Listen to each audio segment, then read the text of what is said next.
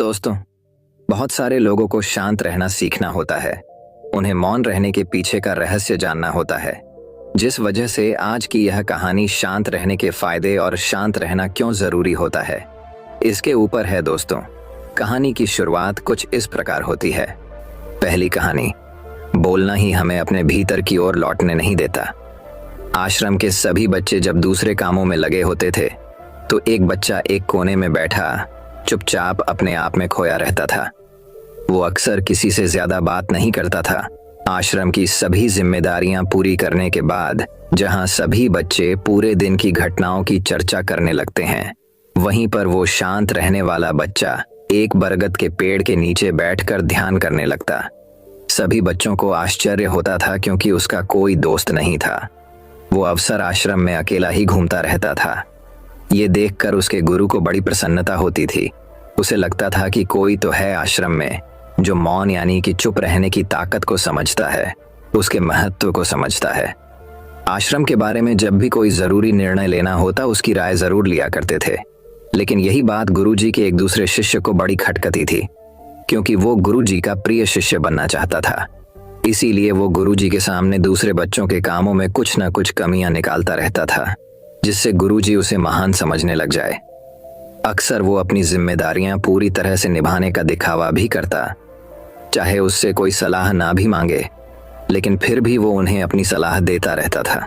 वो बहुत ही बातूनी शिष्य था और आश्रम के दूसरे सभी बच्चों में बहुत प्रसिद्ध भी था, क्योंकि वो सबसे हंसी मजाक करता रहता था, उनसे दिन भर बातें करता रहता था।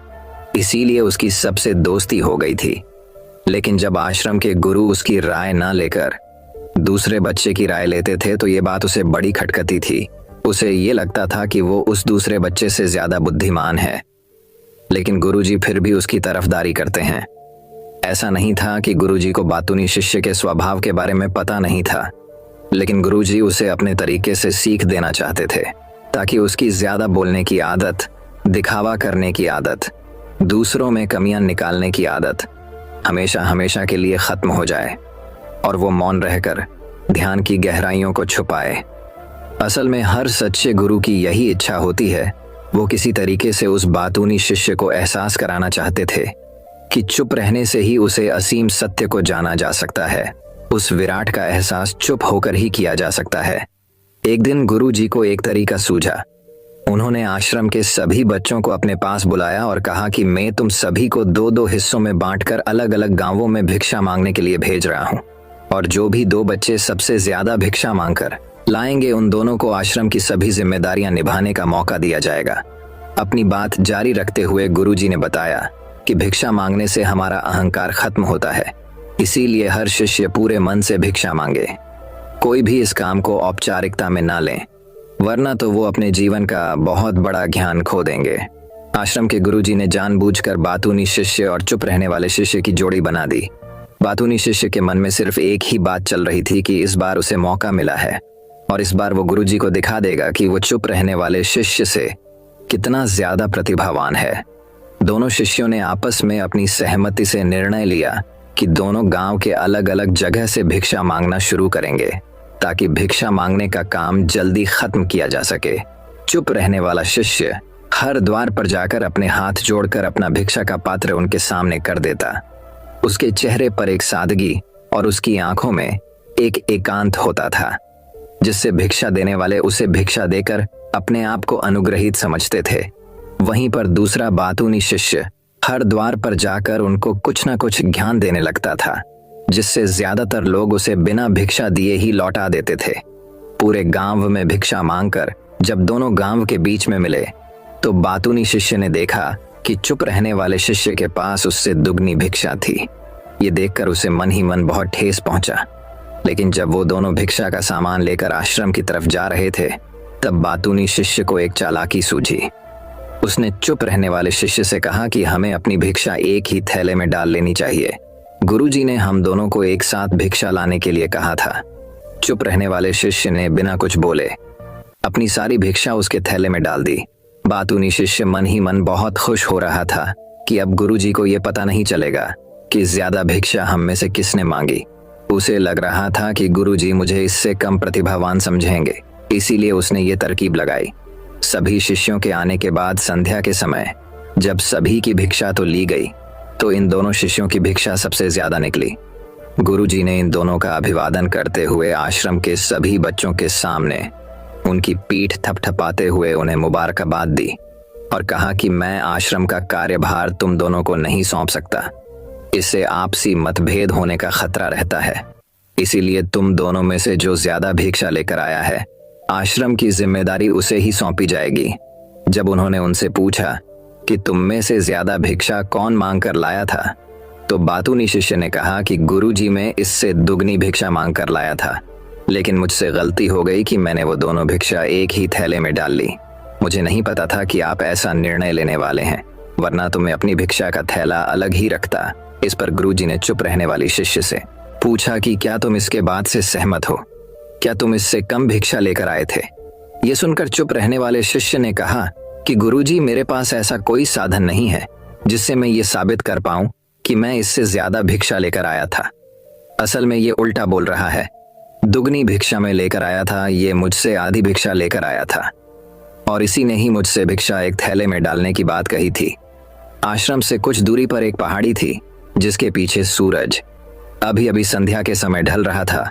गुरुजी को तो पता था कि सच कौन बोल रहा है, लेकिन बाकी बच्चों के सामने सच साबित करने के लिए उन्होंने उन दोनों से एक सवाल पूछा कि पीछे पहाड़ी पर तुम्हें क्या दिखाई दे रहा है? यह सुनकर वाचाल शिष्य झट से बोल पड़ा कि गुरुजी, पहाड़ी के पीछे सूरज अपना रंग बिखेर रहा है, आसमान में लालिमा छाई हुई है, ये बहुत ही सुंदर दृश्य है। वो तो और भी बहुत कुछ कहना चाहता था, लेकिन गुरुजी ने उसे चुप करते हुए दूसरे शिष्य से जवाब जानने के लिए जब उसकी तरफ देखा तो उसकी आंखों में आंसू भरे हुए थे। श्रद्धा, भक्ति और प्रेम से उसकी आंखें भर आई थीं। गुरुजी को उससे पूछने की जरूरत ही नहीं पड़ी। गुरुजी ने सभी बच्चों को संबोधित करते हुए कहा कि मैंने सवाल किया था कि पहाड़ी के पीछे तुम्हें क्या दिखाई दे रहा है। ज्यादातर लोगों को यही दिखाई देगा कि एक बहुत सुंदर दृश्य है, लेकिन मजे की बात यह है कि सुंदरता बोलकर नहीं बताई जा सकती, उसे महसूस किया जा सकता है और सामने वाला उस सुंदरता को आपकी आंखों में देख पाता है। चुप रहने वाले शिष्य की तरफ इशारा करते हुए गुरुजी ने कहा कि असल में सुंदरता इसी बच्चे ने देखी है। दूसरे बच्चे ने सिर्फ सुंदरता की उपव्याख्या की है, लेकिन इसने वास्तविकता में उस सुंदरता को महसूस किया है। अपने आप को ऊंचा दिखाने की सभी कोशिशें नाकाम होती। देख वाचाल शिष्य वहीं पर फूट फूट कर रोने लगा। उसको चुप कराते हुए गुरुजी ने कहा कि बेटा, मुझे पहले से पता था कि तुम झूठ बोल रहे हो, लेकिन मैं तुम्हें उस झूठ का एहसास कराना चाहता था। सभी बच्चों को संबोधित करते हुए गुरुजी ने बताया कि शब्द जाल की तरह होते हैं। हमारे ज्यादा बोलने की वजह से बहुत सारी समस्याएं पैदा होती है। जब कोई आदमी एक बात को बढ़ा चढ़ाकर बोल देता है तो उसे सिद्ध करने के लिए वो शब्दों के जाल में फंसता चला जाता है और इसी वजह से अंतर्मुखी होने की बजाय वो बहिर्मुखी होता चला जाता है। वहीं पर जिस भी व्यक्ति को अपनी अंतर यात्रा करनी होती है, उसे सबसे पहले चुप रहना सीखना होता है। जरूरत से ज्यादा बोलना या फिर हर वक्त बोलते ही रहना, ये सब हमारी अंतर यात्रा में बाधा बन जाती है। जब आप चुप रहने का अभ्यास करते हैं तो आप अपने साथ वक्त बिताने लगते हैं, जिससे कि आप अपने एकांत को जान पाते हैं। और एक बार अगर मन में एकांत स्थापित हो जाए तो आपकी आंखों में, आपके चेहरे पर वो सादगी, वो एकांत, वो स्पष्टता की झलक, सब कुछ सामने नजर आने लगता है। कुछ साबित करने को नहीं रह जाता, कुछ बताने को नहीं रह जाता, सब कुछ आंखों में देखा जा सकता है। चुप रहने वाले शिष्य की तरफ इशारा करते हुए गुरुजी ने कहा कि अभी जो दृश्य है इस बच्चे ने देखा, वो ज्यादा बोलने वाला आदमी कभी नहीं देख पाएगा। वो अपनी बुद्धि से तर्क वितर्क करता रहेगा कि उसे क्या क्या दिखाई दे रहा है, लेकिन उसमें से यो महसूस कुछ भी नहीं कर पाएगा। उसे दिखाई दे जाएंगे पहाड़, सूरज या फिर उसकी लालिमा, लेकिन उस सुंदरता को, उस विराट को, उस अद्वैत को वो कभी नहीं देख पाएगा। अगर चुप रहने की कला सीखनी है तो तुम्हें सबसे पहले एक बात ध्यान रखनी होगी कि तुम्हें किसी को भी प्रभावित करने की कोशिश नहीं करनी है। ज्यादातर लोग इसी वजह से ज्यादा बोलते हैं क्योंकि वो दूसरों को प्रभावित करना चाहते हैं, अपने आप को साबित करना चाहते हैं, और उस साबित करने के चक्कर में वो शब्दों के जाल में फंसते चले जाते हैं और धीरे धीरे वही उनकी आदत बन जाती है। अगर कोई व्यक्ति दूसरों को प्रभावित करना चाहता है तो वो कितने लोगों को प्रभावित कर पाएगा, उसकी ये भूख बढ़ती जाएगी और वहीं संसार में सभी को कभी भी प्रभावित नहीं कर पाएगा। इसलिए यह समझने की बात होती है कि बहिर्मुखी होने की बजाय हम अंतर्मुखी होकर अपने आप को समझ सकते हैं। अपनी बातों को खत्म करते हुए गुरुजी ने अपना आखिरी संदेश दिया। उन्होंने बताया कि अगर कोई व्यक्ति ज्यादा समय तक चुप नहीं रह सकता तो उसे थोड़े समय से अभ्यास करना चाहिए। निश्चित संकल्प लेकर किसी व्रत की भांति दिन में कुछ समय या फिर हफ्ते में कुछ समय या फिर एक दिन चुप रहने का अभ्यास जरूर किया जाना चाहिए। इससे हमारी चुप रहने की आदत धीरे धीरे खुद ब खुद पनपने लगती है, क्योंकि एक बार जब हम चुप रहने लगते हैं तो हमें चुप रहने का आनंद पता चल जाता है।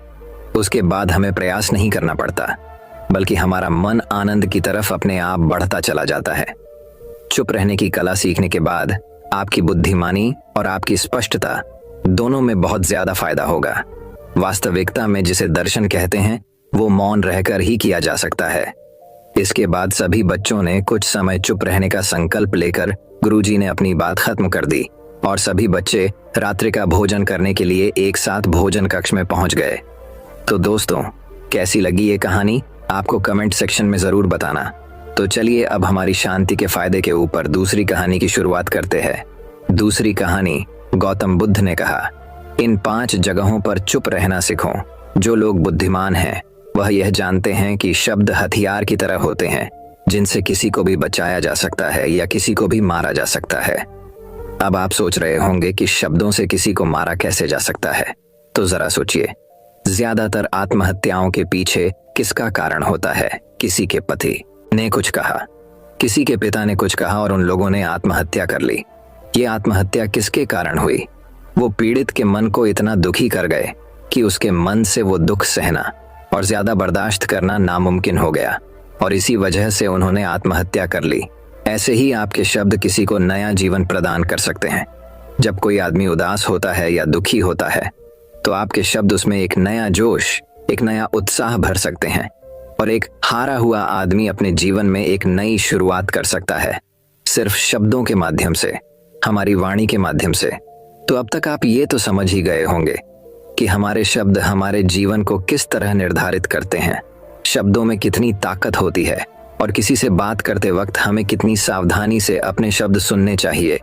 आज की जो बौद्ध कहानी मैं आपको सुनाने वाला हूँ उसमें आपको सीधे सीधे तौर पर कुछ ऐसे तरीके पता चलेंगे, कुछ ऐसी परिस्थितियां पता चलेंगी जहां पे आपको हमेशा चुप रहना चाहिए। कुछ परिस्थितियों में अगर आप कुछ नहीं बोलेंगे तो वही आपके लिए सबसे ज्यादा बेहतर होगा। इससे पहले कि आप इस कहानी में खो जाएं, इस चैनल को सब्सक्राइब जरूर कर लें।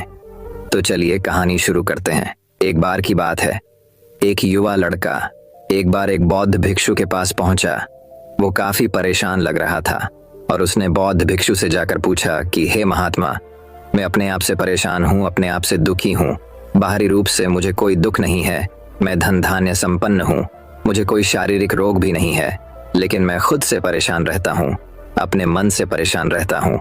अक्सर मेरी बातों को मेरा कोई भी दोस्त गंभीरता से नहीं लेता है और ना ही मेरे परिवार के लोग मेरी किसी बात को गंभीरता से लेते हैं। मैं जो कुछ भी सलाह देता हूँ या तो वह उसे मजाक में उड़ा देते हैं या फिर उसे गंभीरता से लेते ही नहीं है। मेरी बातों को कोई गंभीरता से क्यों नहीं लेता है? क्यों मेरी बातों पर कोई अमल नहीं करता? क्यों मेरी बातों में कोई रुचि नहीं दिखाता? क्या कारण है? कृपया मुझे बताने का कष्ट करें और मेरे मन के इस दुख को दूर करें।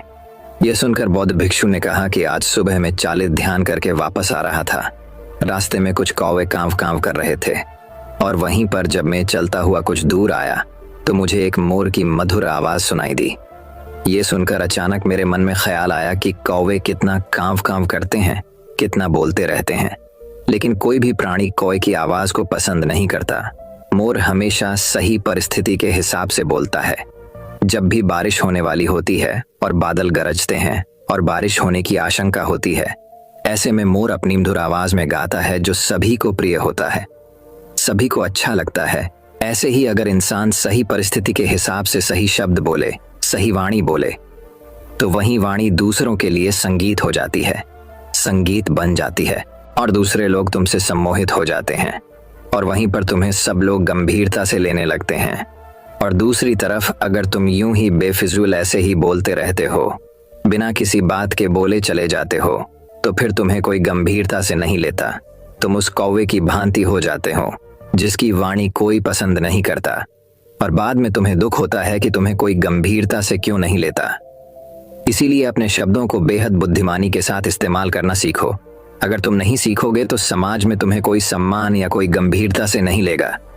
यह सुनकर वो युवा लड़का बोला कि हे महात्मा, मैं जानता हूँ कि मैं ज्यादा बोलने की बीमारी से ग्रस्त हूँ, मुझे इतना नहीं बोलना चाहिए, लेकिन मैं अपने आप पे काबू नहीं रख पाता और न ही मैं इतना बुद्धिमान हूँ कि मैं अपने शब्दों को नाप तोल कर बोल सकूं।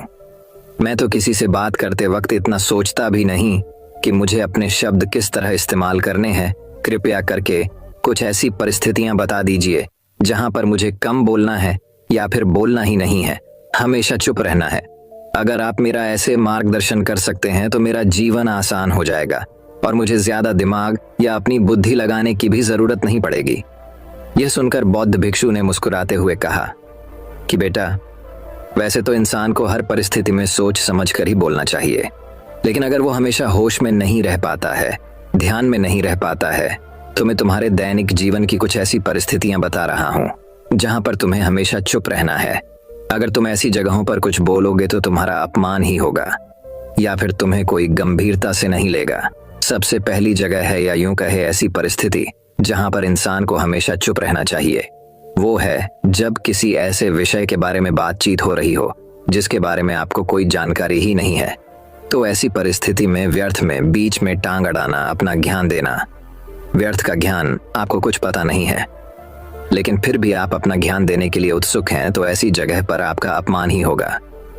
जरा तुम खुद सोचो, जब कोई बीमार आदमी अपनी बीमारी के बारे में चर्चा कर रहा हो और आपको उस बीमारी के बारे में कोई भी ज्ञान नहीं है, लेकिन फिर भी आप व्यर्थ में, बेकार में उसे ऐसी ऐसी औषधियां बता रहे हैं जिनका उसकी बीमारी से कोई तालमेल ही नहीं है, तो ऐसे में आप अपनी प्रतिष्ठा अपने हाथों से खो रहे होते हैं और आपको पता ही नहीं होता। ऐसी परिस्थिति में आदमी को हमेशा सुनना चाहिए। ध्यान से सुनना भी एक कला होती है। अगर आप सुनने का दिखावा करेंगे तो कहीं ना कहीं सामने वाले आदमी को ये एहसास हो जाता है कि ये मेरी बात पूरे ध्यान से नहीं सुन रहा है। इसीलिए जब आपको किसी विषय के बारे में पूरी तरह से जानकारी ना हो तो वहां पर केवल अपने कान लगाना ही ज्यादा महत्वपूर्ण होता है, ज्यादा जरूरी होता है।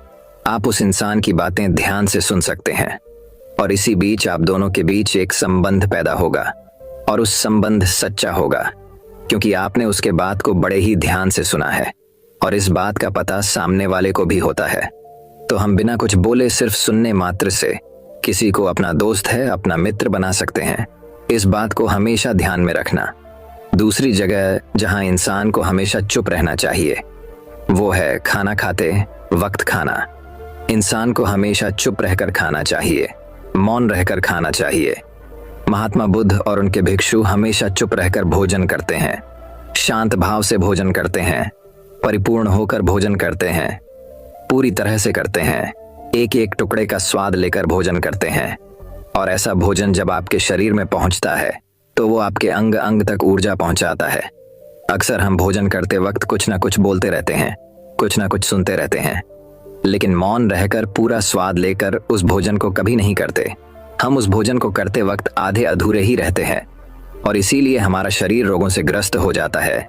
जरा तुम खुद सोचो, बौद्ध भिक्षु हमेशा भिक्षा लेकर भोजन करता है और भिक्षा भी कितनी बिल्कुल मामूली सी, और वो भी एक वक्त। तो एक वक्त भोजन करने के बाद भी वो इतने स्वस्थ रहते थे, इतने उत्साह, जोश और आनंद से भरे होते थे। और हम तो इतना खाना खाते हैं, इतनी सारी भोजन की सामग्री हमारे लिए उपलब्ध होती है, लेकिन हमारे शरीर में कोई ऊर्जा नहीं होती। इसका सबसे बड़ा कारण होता है कि हम अपना भोजन होश में नहीं करते हैं, परिपूर्ण होकर नहीं करते हैं, मौन रहकर नहीं करते हैं। इसीलिए अपना भोजन हमेशा मौन रहकर ही करो। तीसरी जगह जहां पर अगर आपने चुप रहना सीख लिया तो इसका मतलब यह है कि आपने अपने ऊपर विजय हासिल कर ली। जी हाँ, गुस्से में शांत रहना या चुप रहना इतना आसान नहीं होता है। अक्सर हम गुस्से से भरकर कुछ ऐसे शब्द या अपशब्द बोल जाते हैं जिसका पछतावा हमें हमेशा रहता है, लेकिन जुबान से निकला हुआ शब्द वापस नहीं हो सकता, उस शब्द को मिटाया भी नहीं जा सकता। अब वो जिंदगी भर हमारे दामन से जुड़ चुका है और वो गुस्से में बोला गया। अब शब्द हमारे मन को समय समय पर बेचैन करता रहता है, दुखी करता रहता है, लेकिन गुस्से के वक्त चुप रहना सीखना भी एक बहुत बड़ी कला होती है। गुस्से में आदमी का अपने ऊपर काबू कहाँ रहता है, अपनी इंद्रियों को वश में कहाँ रख पाता है। इसीलिए इस कला को आप तभी सीख सकते हैं जब आप गुस्सा भी होश में रहकर कर पाए। जब भी आपको गुस्सा आए, आपके दिमाग में सिर्फ एक ही बात आए कि मुझे चुप रहना है, मुझे किसी से कुछ गाली गलौज नहीं करना, किसी को कोई अपशब्द नहीं बोलना। और जब ये विचार गुस्से के साथ जुड़ जाता है और धीरे धीरे ये आदत बन जाता है, तो आप अपने गुस्से को भी काबू में करना सीख जाते हैं। जब भी कभी गुस्सा आए तो किसी को कुछ बोलने की बजाय कुछ शारीरिक व्यायाम करना शुरू कर दो। उछलना, भागना, दौड़ना, जिम करना, कुछ भी आप ऐसा व्यायाम कर सकते हो जिसमें आपका शरीर थक जाए। आप पाएंगे कि जब आपका शरीर थक जाता है तो आपका मन भी शांत हो जाता है। आपने उस गुस्से की ऊर्जा को एक सकारात्मक रूप दे दिया। और यही बुद्धिमान व्यक्ति की पहचान होती है, जो दूसरों के तानों से भी अपना घर बना लेता है, अपनी कामयाबी के रास्ते निकाल लेता है। वही सच में बुद्धिमान आदमी है, जो जहर को भी दवा बनाकर इस्तेमाल करना सीख जाए। वही असली बुद्धिमान होता है। चौथी जगह, जहां आप चुप रहेंगे तो आपके लिए वहीं सबसे ज्यादा बेहतर होगा, वही आपको सम्मान दिलाएगा। चौथी जगह है, जब 4 लोग आपस में बैठकर बातें कर रहे हो, कोई बैठक कर रहे हो, तो वहां पर जब 4 लोग बात कर रहे होते हैं तो चारों लोग एक साथ तो बात कर नहीं सकते। एक बार में एक व्यक्ति बोलेगा और 3 सुनेंगे, तभी वो बैठक कामयाब हो पाएगी, तभी वो चर्चा सही रूप में आगे बढ़ पाएगी। लेकिन अगर कोई आदमी ऐसा बैठा हुआ है जो बीच में ही दूसरे की बात काटकर अपनी बात को ऊपर रखना चाहता है, तो ऐसे में वो चर्चा या वो बैठक आपको कहीं नहीं पहुंचाएगी और चारों लोगों के बीच आप सबसे मूर्ख कहलाओगे। अगर आपको अपनी बात कहनी है तो सामने वाले को अपनी बात पूरा करने दो, उसके बाद अपने विचार रखो। यही एक भद्र पुरुष या फिर कहीं अच्छे आदमी की पहचान होती है। और आखिरी जगह, अगर हमारे माता पिता हमें कुछ कह देते हैं, हमारे बड़े बुजुर्ग हमें किसी बात पर डांट देते हैं या हमें थप्पड़ भी मार देते हैं, तो ऐसी जगहों पे आपका चुप रहना ही उनके प्रति सम्मान दिखाएगा, उनके प्रति आदर का भाव व्यक्त होगा। अगर आप उनके सामने उनका विरोध कर देते हैं, उनका प्रतिरोध कर देते हैं, तो वो गुस्सा तो थोड़ी देर बाद शांत हो जाएगा, लेकिन वो कही गई बात, वो विरोध किया हुआ शब्द या फिर कुछ भी उल्टा सीधा हमेशा आपके मन को सताएगा और आपके माता पिता को हमेशा यही लगेगा कि आज ये हमारी इज्जत नहीं करता, आज ही हमारी बात नहीं मानता, क्योंकि ये कमाने लग गया है, ये बड़ा आदमी बन गया।